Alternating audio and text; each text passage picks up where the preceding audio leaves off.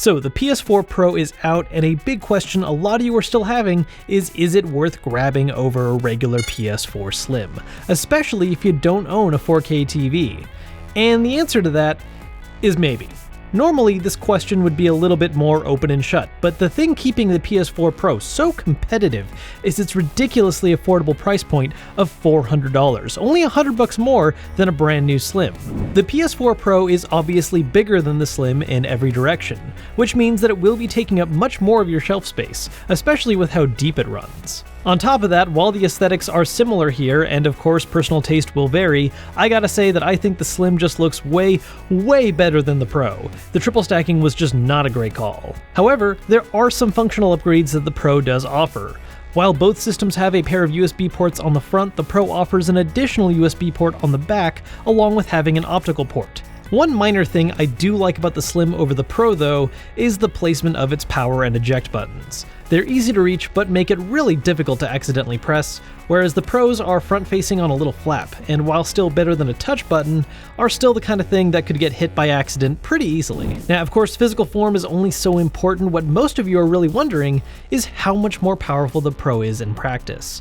While spec-wise the PS4 Pro is clearly more powerful, in the name of compatibility Sony has made it so that unless a game receives a specific Pro support patch, the PS4 Pro intentionally will limit itself to run those games at the same level as a regular PS4 would. So for games that don't offer support Pro patches, for instance Bloodborne and Witcher 3, the Pro is offering you nothing over the Slim. But there are a lot of games, especially recent Sony exclusives and AAA titles, that are offering Pro support.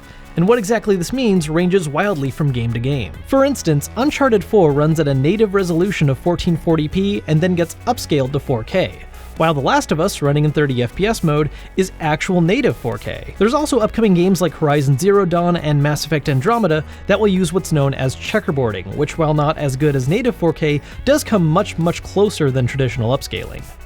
So yes, certain games will look better on a Pro if you own a 4K TV.